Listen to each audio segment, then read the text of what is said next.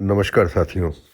राजनीति के अलग-अलग तमाशे, उनके अलग-अलग पीसेस आपके सामने पेश है। आखिरी तक देखिए और आनंद उठाइए। धन्यवाद। दिल्ली में अब ये माहौल बन चुका है कि दिल्ली में सरकार भी बीजेपी की बन रही है। जिसकी सरकार हो एमएलए उसी का बनाना। बाप को भेज, तेरे बस की बात नहीं। ये मेरी गारंटी है। ये तो नंगा गारंटी। और सुन लीजिए, बेलारी के अपैरल पार्क के लिए जीन्स बनाने के लिए 5,000 करोड़ रुपए हम देने वाले हैं। ये मीडिया वाले बैठे हैं, ये 24 घंटा भाषण देते हैं। क्या बात है? देखा आपने इनको टीवी पे? नहीं। देखा ना? ये कभी किसान की बात करते हैं? नहीं मजदूर की बात करते हैं? नहीं बेरोजगारी की बात करते हैं? नहीं। आपके नहीं है ये लोग, ये आपके नहीं है, अदानी के हैं। अच्छा। ये अंबानी के, अरबपतियों के हैं। कैसे कैसे लोग रहते हैं यार यहाँ पर। अबे साले तभी मेरा माफ करना, गुस्से में इधर उधर निकल गया। पैसे खर्चते हैं, बड़े बड़े आदमी हैं, वो आम आदमी पार्टी को नहीं आता, हमारे पास पैसे नहीं है, ईमानदार पार्टी है। इनको 10-10, 15-15 पेज के इश्तिहार देने पड़े, करोड़ों रुपए फूंक दिया इन्होंने। अगर आपने अच्छा काम किया तो आपको इश्तिहार देने की क्या जरूरत है? ये सब दोगलापन है, मैं तेरा दोगलापन उतारता हूँ।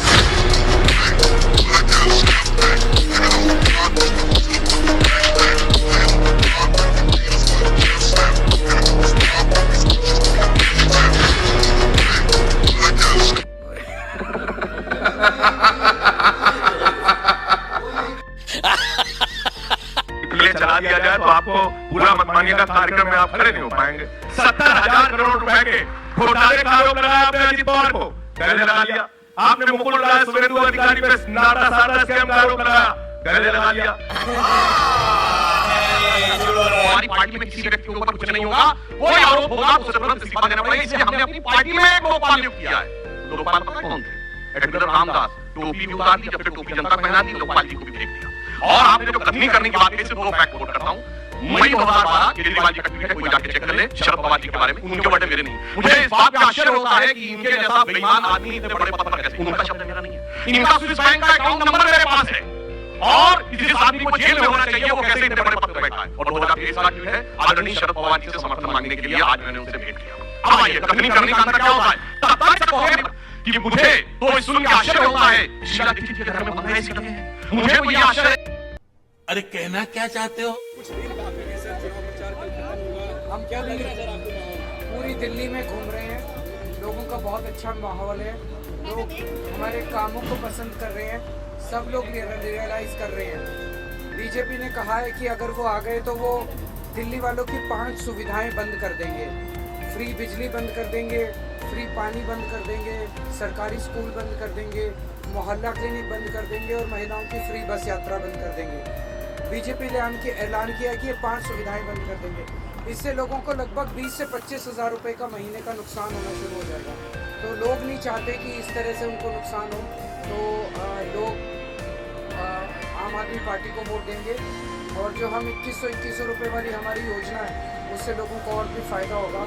और जिस तरह से बीजेपी वाले पूरे गुंडागर्दी पे उतरे हुए हैं, दिल्ली के लोगों ने ऐसे गुंडागर्दी देखी नहीं है, तो लोग इस गुंडागर्दी का जवाब उस दिन वोट का बटन दबा के देंगे।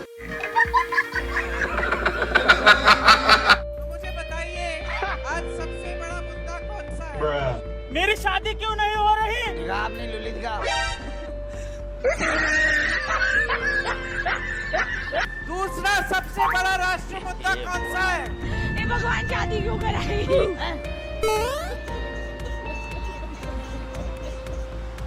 मैं नहीं बोलूंगी।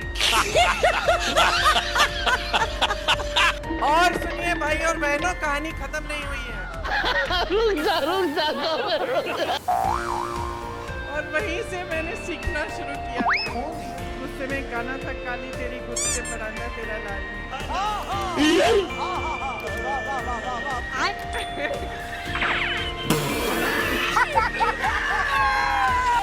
और हम हंसी मजाक कर रहे हैं। कांग्रेस और लौटने हो जाएगा अबे साले तभी मेरा माफ करना, गुस्से में इधर उधर निकल गया। आप भी बैलेट पे चुनाव कर लीजिए, आप भी बैलेट पे चुनाव कर लीजिए, दूध का दूध पानी का पानी हो जाएगा। आप राजनीतिक न्याय की बात करते हैं, सरकारों को पैसों के बल पर गिरा देते हैं। मेरा आग्रह है कि अपन संविधान में सकारात्मक अध्यक्ष महोदय, सत्ता पक्ष के हमारे साथी ने एक उदाहरण दिया, तो मैं भी एक उदाहरण दे देती हूँ महाराष्ट्र की सरकार का। मैं भी एक उदाहरण दे देती हूँ हिमाचल की सरकार को तोड़ने की कोशिश किसने की, पैसों के बल पे की गोवा की सरकार। तमाम उदाहरण। क्या ये सरकारें जनता ने नहीं चुनी थी? क्या संविधान इन पर लागू नहीं था? आज मैं यहाँ आती हूँ, सब कहते हैं इंदिरा गांधी आ गई, कहते हैं मैं इंदिरा गांधी नहीं हूँ। इंदिरा गांधी जी एक ऐसी शख्सियत थी जिन्होंने देश के लिए अपनी जान दी, दिन रात एक की आपको आगे बढ़ाने के लिए।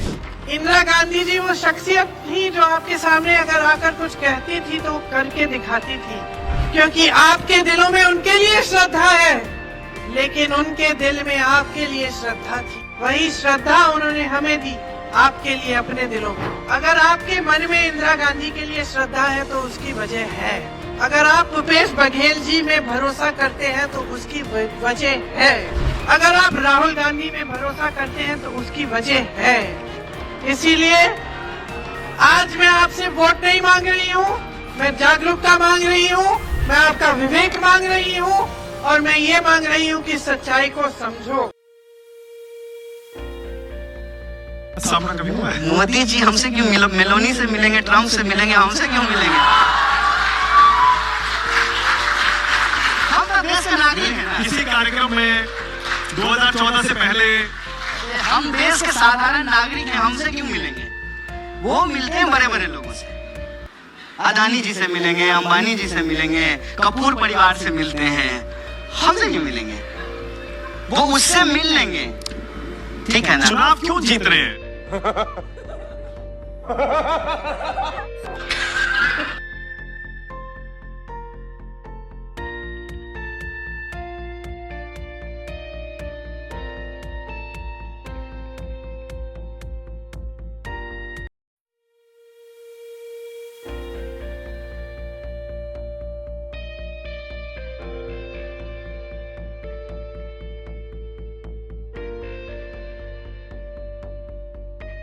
बाप को भेज, तेरे बस की बात नहीं।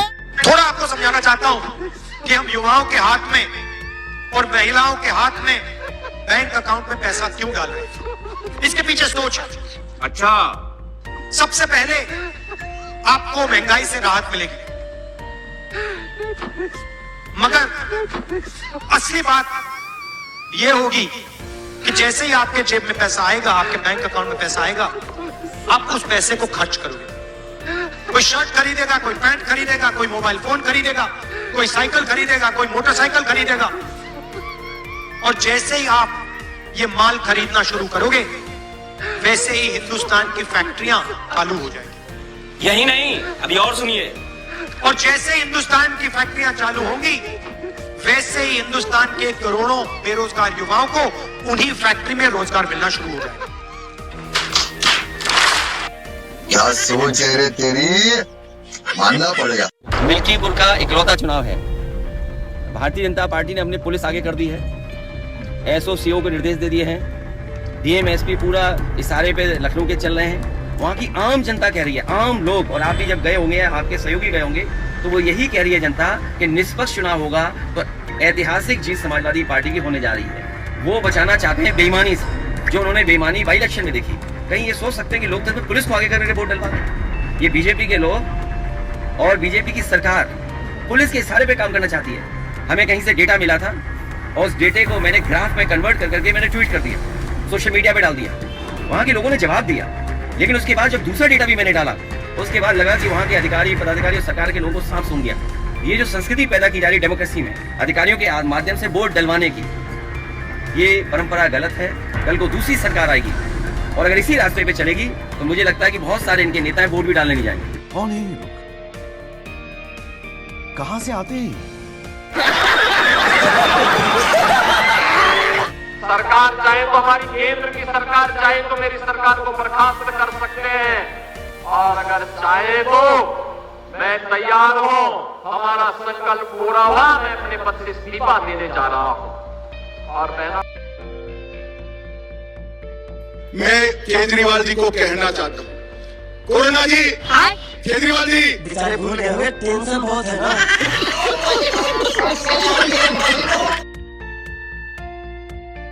नमस्कार। देश की जनता को, कांग्रेस पार्टी के कार्यकर्ताओं को, इंडिया गठबंधन के सब नेताओं को मैं दिल से धन्यवाद करता हूँ। मुझे किसी ने पूछा मेरे लिए एलओपी का क्या मतलब है। एलओपी आपकी आवाज़ है, आपका औजार है। जो भी आपके दिल में भावना है, आपकी समस्याएं हैं, एलओपी के माध्यम से मैं लोकसभा में आपके लिए उठाऊंगा। हिंदुस्तान के गरीब लोग, दलित, आदिवासी, पिछड़े, अल्पसंख्यक, किसान, मजदूर, मैं आपका हूँ। संविधान से आपकी रक्षा होती है। जहां भी सरकार ने कॉन्स्टिट्यूशन पर आक्रमण किया, कॉन्स्टिट्यूशन को सप्रेस करने की कोशिश की, वहां पूरे दम से संविधान की हम पूरी तरीके से रक्षा करें। मैं आपका हूं, आपकी आवाज मैं संसद में उठाऊंगा। नमस्कार।